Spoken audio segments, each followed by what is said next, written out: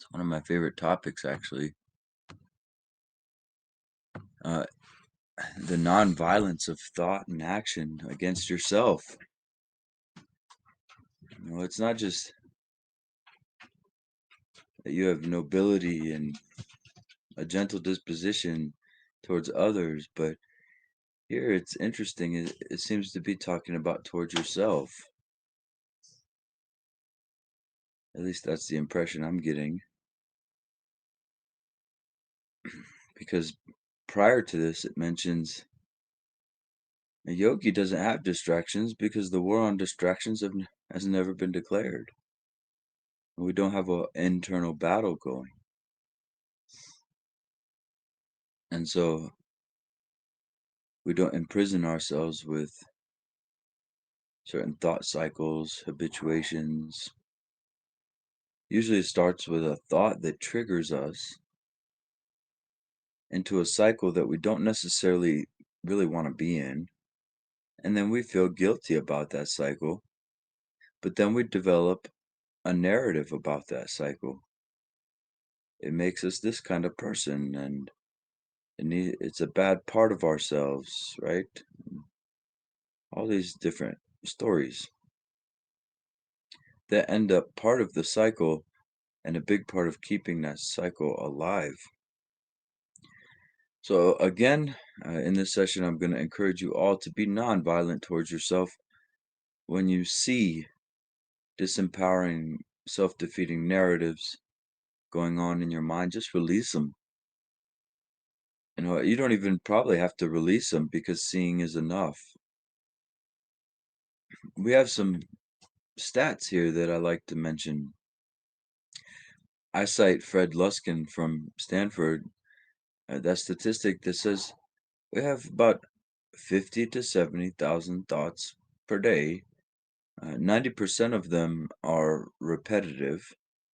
So if there are some repetitive programming there for you, you'll know. Because anyone who's observing their mind should be able to see 90% of those were happening yesterday and the day before. I think the statistic on the negative bias is around 70% of those thoughts are negative,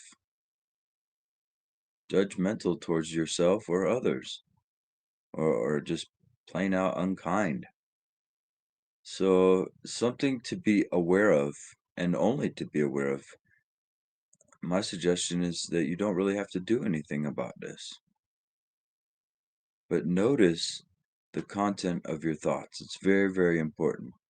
As a mind scientist, as anybody who wants to be free, mm, anybody who wants to benefit the world, ultimately this is the key.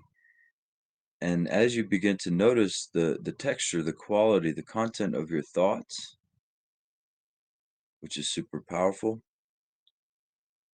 you will be your own colander in a way. It filters out because naturally, as you observe, you say, "Wait a minute, that that's got to go. I'm not going to talk about myself like that anymore. I'm not going to harbor these negative thoughts." And at first, they may still have momentum. You say, "Oh, I hate myself," or "I hate this guy." And as soon as you see it, you say, "Wow, okay, you saw it. I have these hateful thoughts going on." Next time they come, "I hate this guy." Oh, there's that hateful thought again. My old friend, right? You're greeting it like an old friend. If you're stuck on the thought, "Oh, I hate this, I hate this," here's my old friend untying itself like a snake. You sort of release that thought. I don't hate it. It's fine. You may even counter it with another thought. I don't hate that guy. I wish that guy liberation. Now, that's your ultimate solution. It's the simplest one line that you can apply to everybody, including yourself. I just wish them liberation. I don't know what's going on here. Sometimes situations can be deeply psychological and weird. So you can't really figure it out, right? Um, and I don't expect you to. I wouldn't expect anybody to do a full accurate psychoanalysis of what's happening. in your relationships between your parents or your partners and your friends, whatever, just wish them liberation and move on. You know, if they're yelling at you, why do you do that? Ah, blah, blah, blah. What do you have to say for yourself? I wish you liberation. Goodbye. So easy, right? So peaceful in your mind. You don't let nobody in your mind like that. Nobody torments your mind. And if they do, oh, why did this guy do me wrong like that? Screw it. I don't care. I don't know. I wish them liberation. 4 words. Every time. Why is this world so crazy? I wish everybody liberation.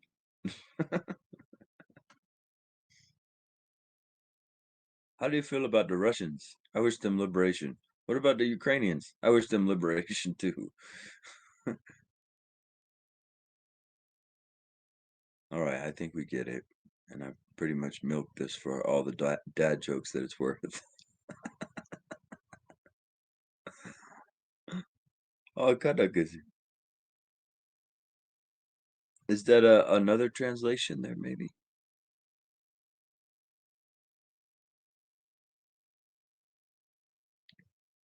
Okay. We may be able to compare there, right? No, it's we were saying this is Eric Pema Kunsong, who's really amazing translator and scholar of multiple languages, and his lady is a remarkable musician. So they've done these Vajra songs and chants, and just put All him right. out there. I didn't know Eric did that. I'm friends with him actually on Yeah, Facebook. Oh, that's yeah, great. yeah, Okay. So that's the next step. We're gonna check those out and see what they got going. yeah. Thank you It's so really much. beautiful Could stuff. you archive that, Yeshi? Archive that link, and that way we have it on hand. Thank you so much. I don't want to lose track of that. Yeah, Kadak was also saying. Just that. Okay. Thank you so much. So are they doing death metal type of style? It's mostly like thrash funk. Thrash funk, techno house punk music. Punk would sound pretty cool.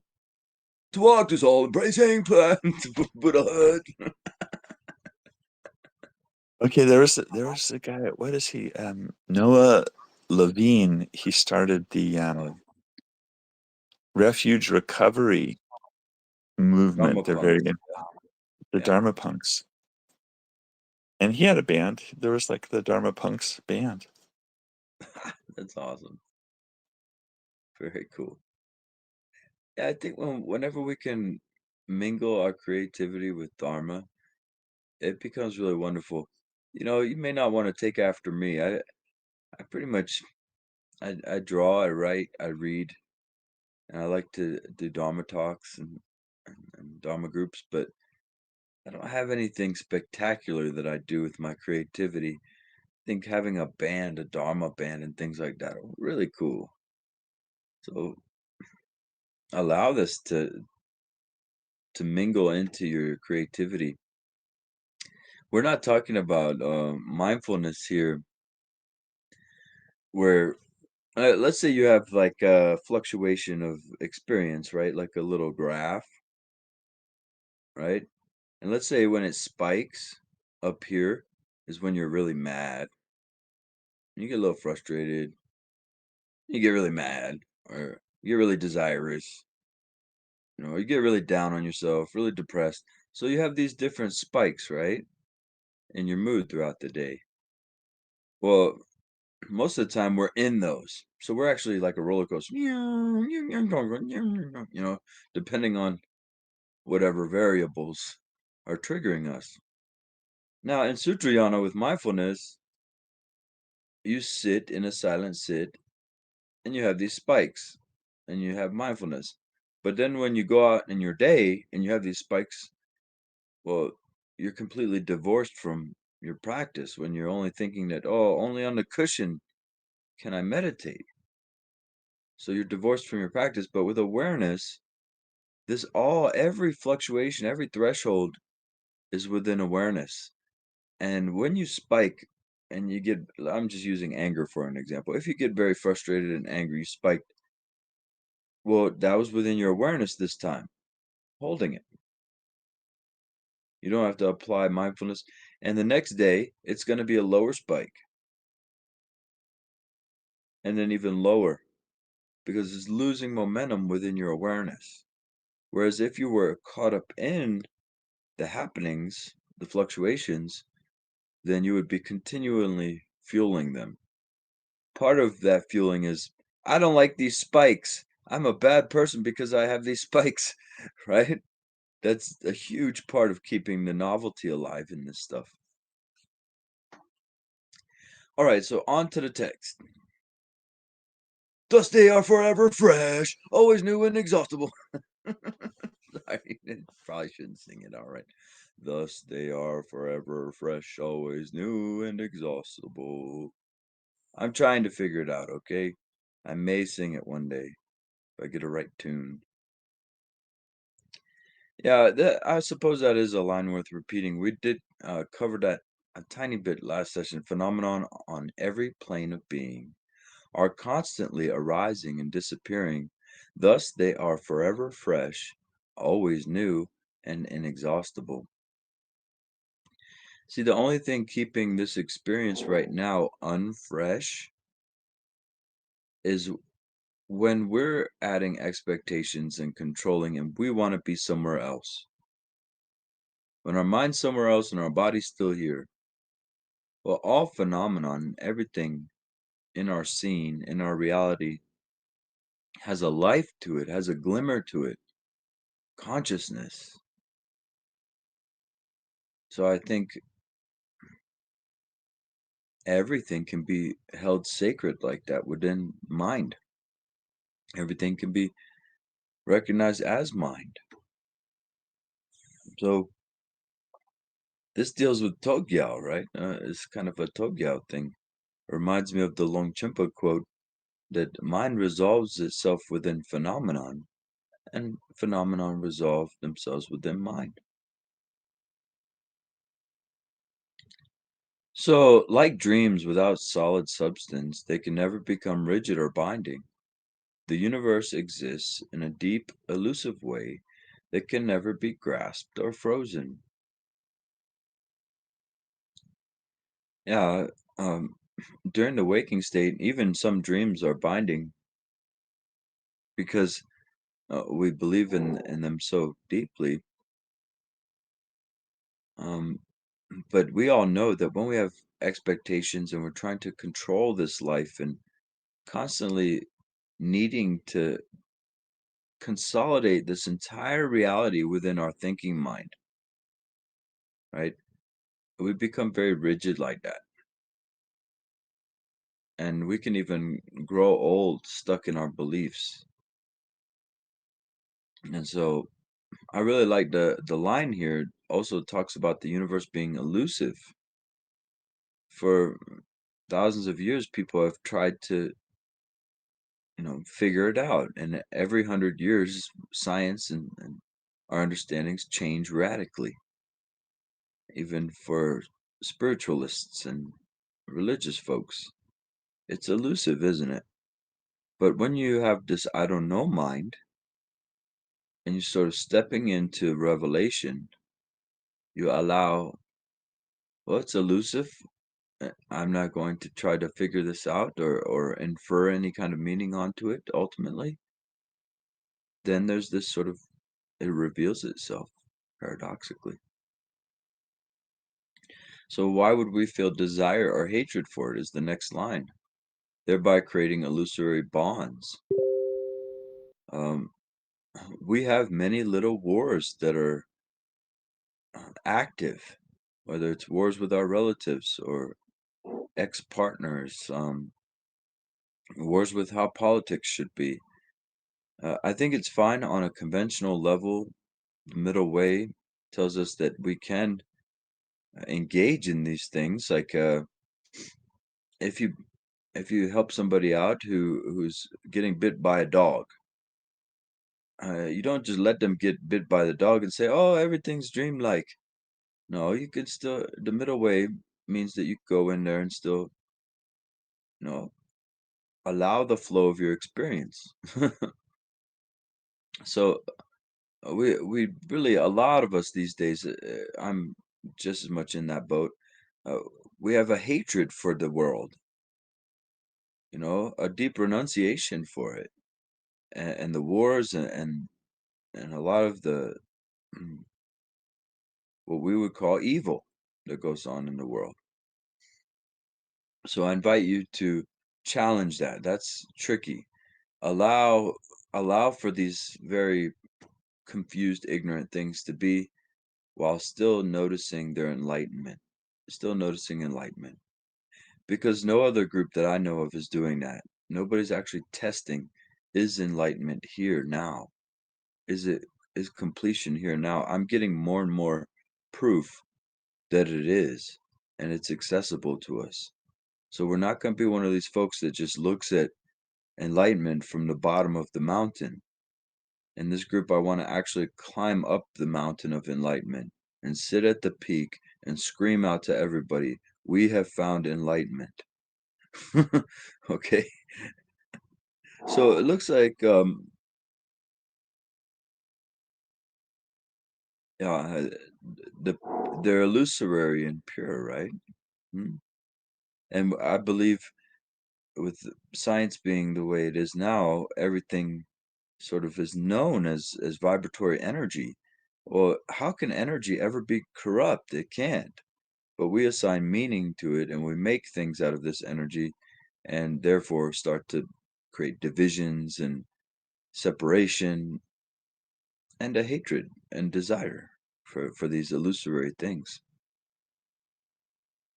But let me acknowledge MW. It looks like M had a comment there. Let's see. Hit the chat up here. So I'm saying,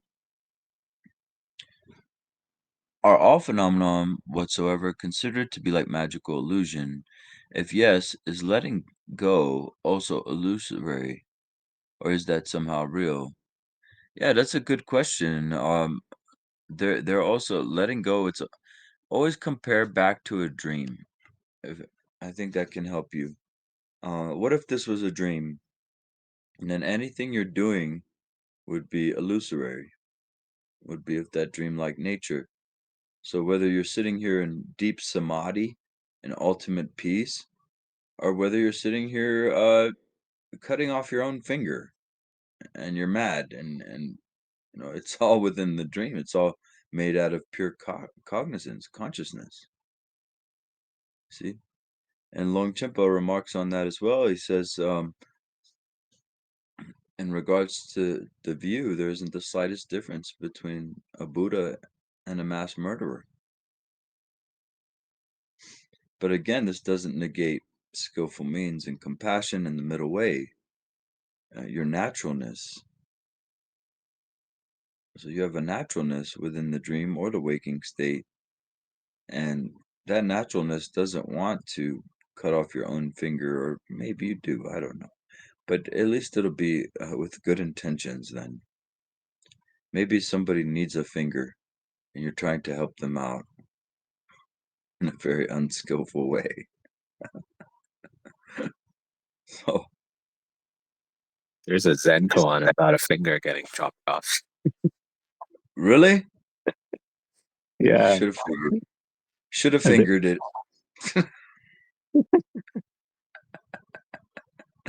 Oh man, the silliness is already off the chart this morning. Holy crap.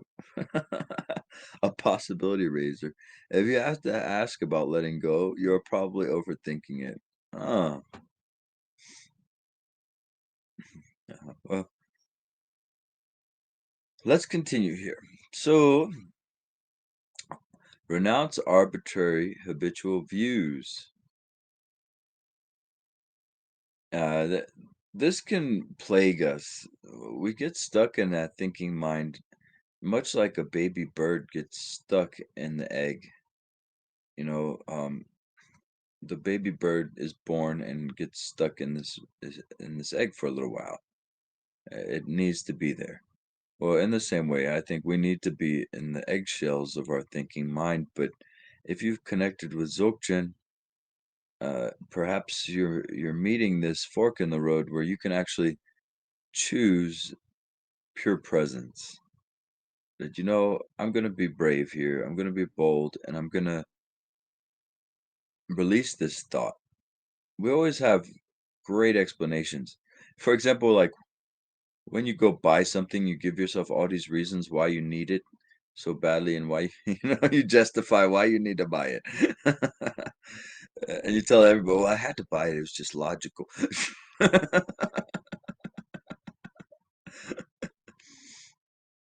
All right. So, in the real mountain wilderness, the wide open Mahamudra, go forth courageously to meditate in the real mountain wilderness, the wide open Mahamudra. So I like this metaphor comparing Mahamudra to a mountain wilderness. That's amazing to me. Of course, they're not talking about a physical place here. They're talking about the real wilderness of your mind, of freedom. So this next line is very nice and resonates with me. I never really had a strong blood family. In fact, you may not know this, but as soon as I was put into this world, they gave me a last name that wasn't even my last name. you know? So not even my dad's last name or my mom's last name. They just gave me another guy's last name. And my dad's and I certainly have a cultural kind of differences because he's never been to America. He's always been in Germany. Uh, my uncles and my nephew, for example, are fascinated by America, and my nephew always wants to talk to me about it, and he's really fascinated. A little bit different, uh, but either way, you know, I came to America first time when I got separated from my dad at a very young age because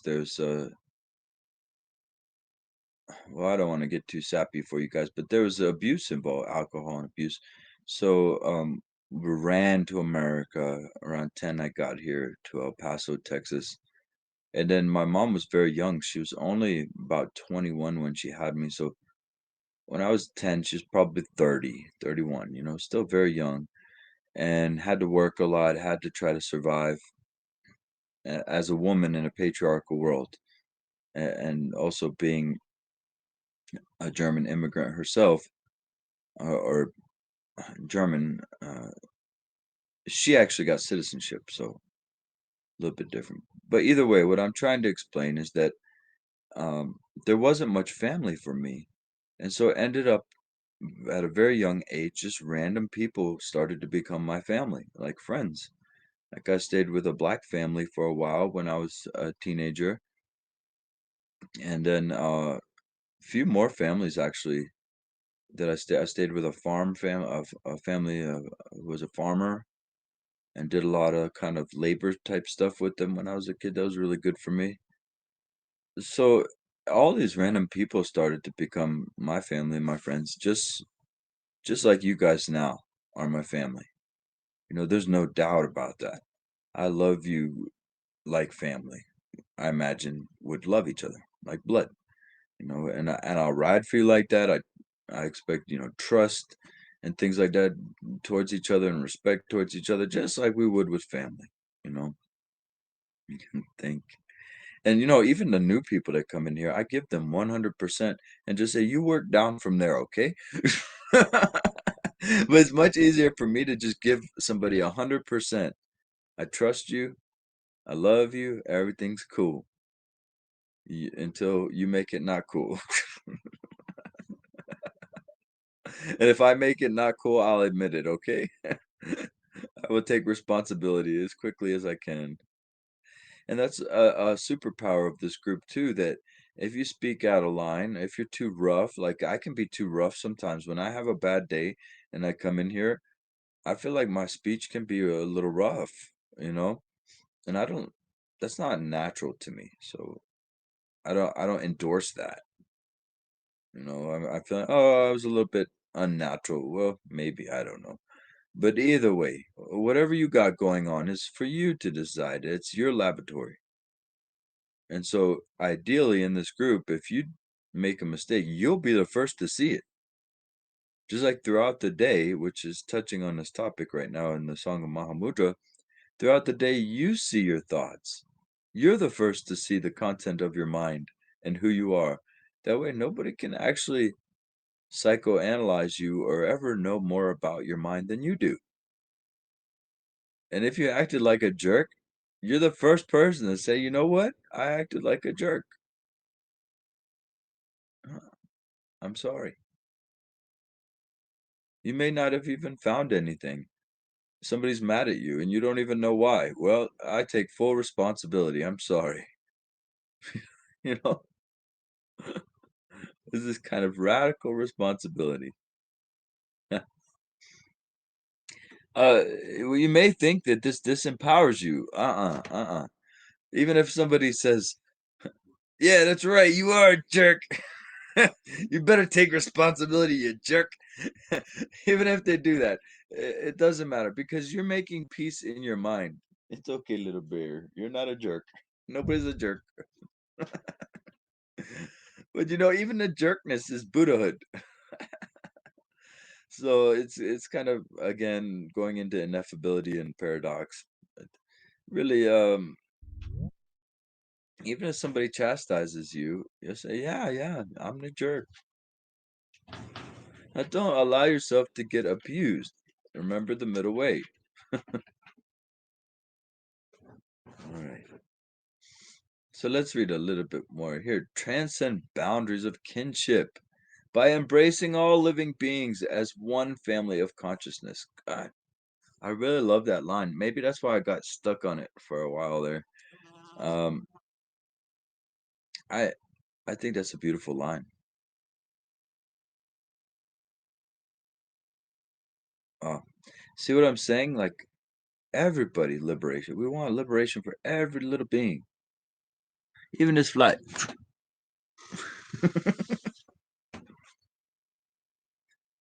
Um, that makes me happy. I like that. So remain without any compulsion in the landscape of natural freedom, spontaneous, generous, joyful. See, this relates back to the little passage I shared with you during our meditation today. You just feel grateful in your natural state. You feel natural joy. All of you have been there in your equilibrium. You know what it's like when you get taken away. Please keep that in mind. What is my natural state? Start to find it because each one of us is unique and it's beautiful. I've seen many of your natural states here, your friendship, your humor, right? I've seen it. So it's up to you to see it too.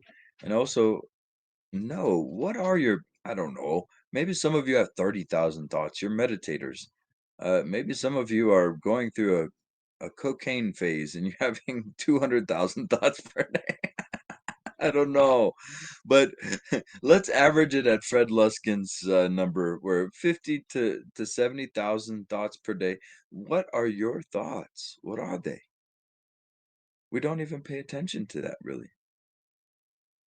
But today I challenge you. What are those are the four thoughts now, Yeshi? The four F's. The four thoughts that turn the mind to Dharma are the four F's. But we're surprisingly ignorant for how intelligent we are. We really don't even know that we're on autopilot and have this thought content going on. So coming into a sense of achievement, completion, you can begin to understand the power of your mind. Your mind is very powerfully engaged in this reality. You can just walk up to 3 people and with your thoughts alone change their mood. That's how you don't even have to say a word. That's how powerful your mind is. You can just be thinking something over and over and over again and make somebody else do it. Predictions, all kinds of weird stuff happening in there. So rather than being a victim of your thoughts, come into the Buddhahood. You're a Buddha. That means your mind is powerful. Okay? Why am I repeating that? Not because you're an idiot, or I think that you're lacking. It's because I myself was an idiot. I myself disempowered myself and had the narration going on that was incredibly defeating. So I'm just really saying for you all to pay attention to that. I don't know who helped you install this program, this narration, whether it was parents, whether it was high school bullies, whatever it may have been for you, culture. It's time for it to go. Yeah. So it's ended up saying, I never understood if noticing the thought dissolve, if then how did someone know that they're having 70K thoughts per day? Oh, what those are two different contexts. Knowing that thoughts dissolve is Dzogchen, and perhaps psychologists understand that as well. But the 70K thoughts, that comes from the mental health at Stanford, Fred Luskin. Uh, that's a statistic in modern day mental health, and they have obvious ways to observe that. They can do questions.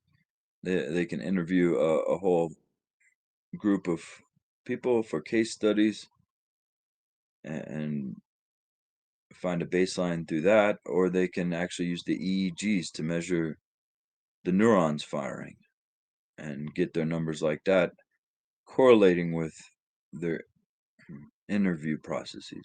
Yeah. So, like seeing the cars passing and counting them. Since you're not stuck in one of the cars, you can count them. Yeah, well, there's that. I don't think they're counting like that, though.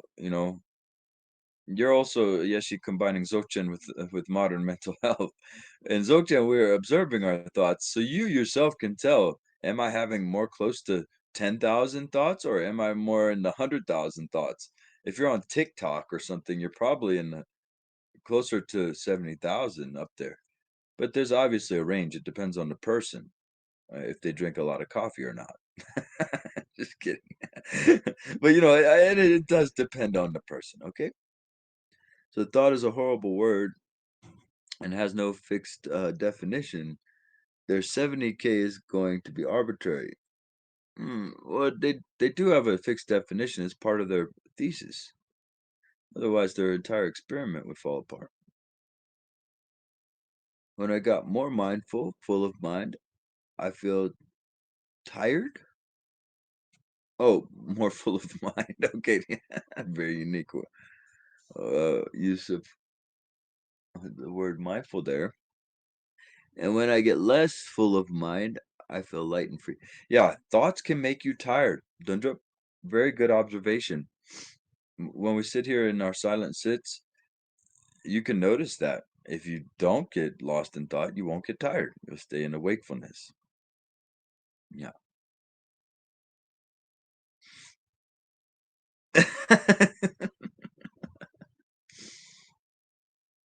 Well, nobody deserves any. Oh, you observed that. Okay, I'm sorry. The computer's a little far away.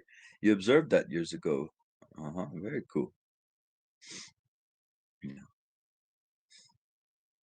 So yeah, I think they're using EEG neuron activity for their definition of thought there. But you're right, it's kind of a I like when people challenge these things. How are you defining thoughts and can there be, I think his exact number is 60,000. So I usually add a spectrum there, a range.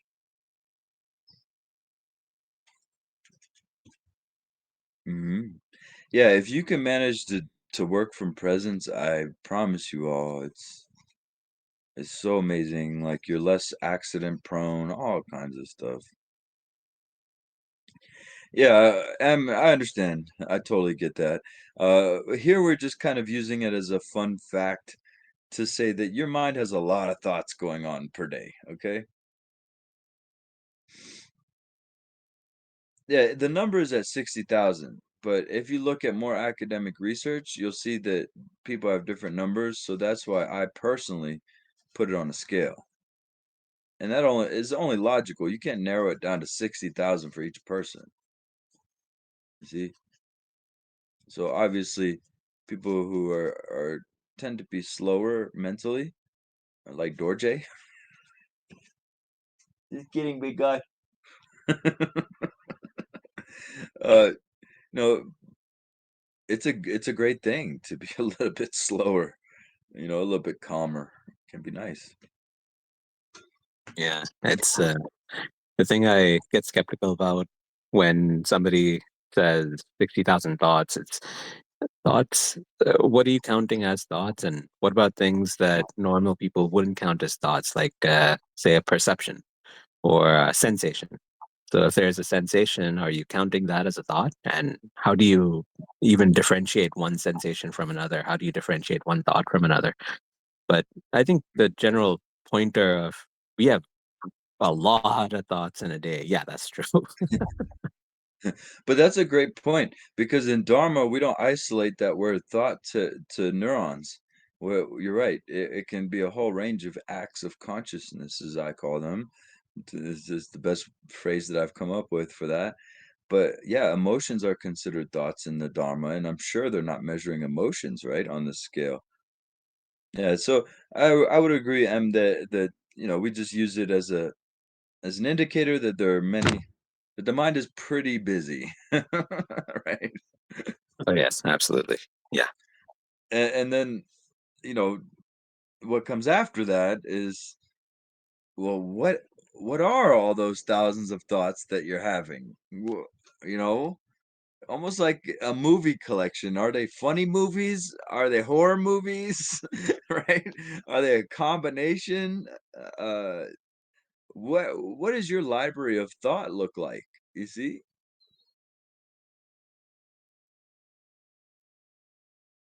And just to know that, oh my goodness, is a huge power. That's a huge power. If you can trust that you're going to also be in a kind of self-healing, self-repair mode. Yeah. So just noticing is enough. And that's what meditation online is about. We're here to use the most simplest approach, the most simple approach, the simplest approach. So, um, we're actually testing. Longchenpa and many others say that, all right, out of, what is there now, like 8 billion people on Earth, Longchenpa is saying that out of all the people, there's a group of people out of this collective who have connections with Dzogchen. If you have a connection with Dzogchen, it's a waste of your life energy, your life force, to not pursue that, the simplicity and true liberation of Dzogchen. That's from the practice of Dzogchen, a collection of Longchenpa's writings. That book. It's in there in the introduction. So if you want to fact check me on that, it also talks about if you don't have a connection with Dzogchen, then yes, by all means, go back to Sutrayana and whatever means are beneficial to you. My guess is mantras and stabilization will work great as a complement to Dzogchen. If you do some kind of stability practice and mantras even, and you take a top-down approach where Dzogchen's your primary and these are all secondary, so to speak, then this is really good actually. These practices will complement your Dzogchen, but don't ditch Dzogchen and don't try to supersede Dzogchen with your Sutrayana practices. So don't think that your white Tara visualization is going to, you know, uh, affect awareness. right? But your white tower visualization can begin to soften up your samsaric mind. It can release some clouds for sure, as long as you put that practice in the right context, in my opinion. Because I only say this out of observation. I've witnessed many people get stuck in outer tantra. One of my best friends that saved me when I was 18, Yeshi Nimpo, the monk, he's passed away now, and we have the new Yeshi here. But he saved me, and I helped him a lot with he had bone cancer in his neck, and uh, he never got introduced to Dzogchen, and to me that left a lasting sort of impression. Like, wow, these folks, these amazing practitioners, a lot of them have never been introduced to the ninth dhyana, just as a matter of circumstance, because in some lineages, only a few teachers are allowed to talk about Dzogchen. I think it's kind of silly that some of these lamas, Tibetan lamas, have been lamas for 20 years and they won't talk about Dzogchen.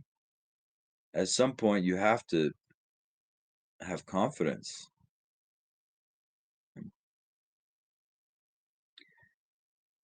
So, when you receive the crown of Mahamudra, all sense of rank or attainment will quietly disappear. And we can stop there. Yeah.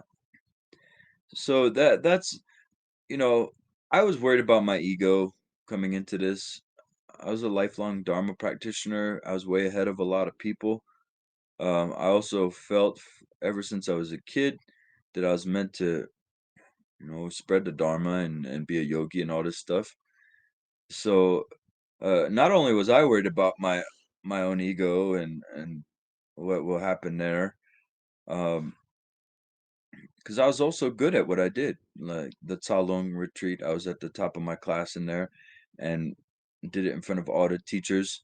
And I learned Chud within a year, and I was on the stage with all the lamas within a year. So I was very good. I had lots of reasons to get overconfident and cocky. And thankfully, I had some loving kindness from my relatives that constantly made sure that I was not getting confident. You're not a teacher. What the hell do you think you're? You're not even a monk. Lots of good stuff in there, which inevitably it made me stronger, made me, embrace the path even more authentically. So thank you to everybody out there who put me down throughout the years. Big, big thanks. So now I feel like, wow, it's true. Like even when I get compliments, I see other people, wow, you're being so kind. It fell away. There's no place for it to stack up. If you give me compliments, certificates, thrones, there's no place for it to stack. You're going into a bag of bones here. you know, a rotting bag of bones with some skin on it. So really, this, you know, in the beginning, a while ago, yes, I felt some ego inflation. Oh, this is adding to my sense of self, actually. But then I think when that becomes obvious, it becomes tight, it becomes silly. You know, those practitioners out there who stay with this ego stuff, I don't know why they would want to do that. It's so much more better if you just free yourself as you go, even in your all your glory, all your greatness. You know. So I don't know. I think that that's very true. It's a very true line.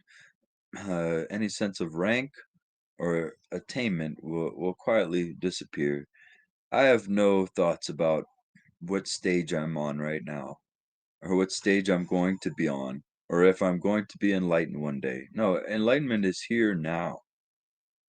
So the only thoughts I have are usually trying to tell me otherwise. All right. So thank you so much, everybody, for listening today. Those of you on YouTube, thank you for the love and the community growing there.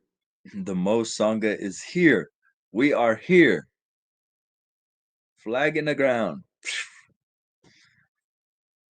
Yeah. Totally cool. Totally awesome.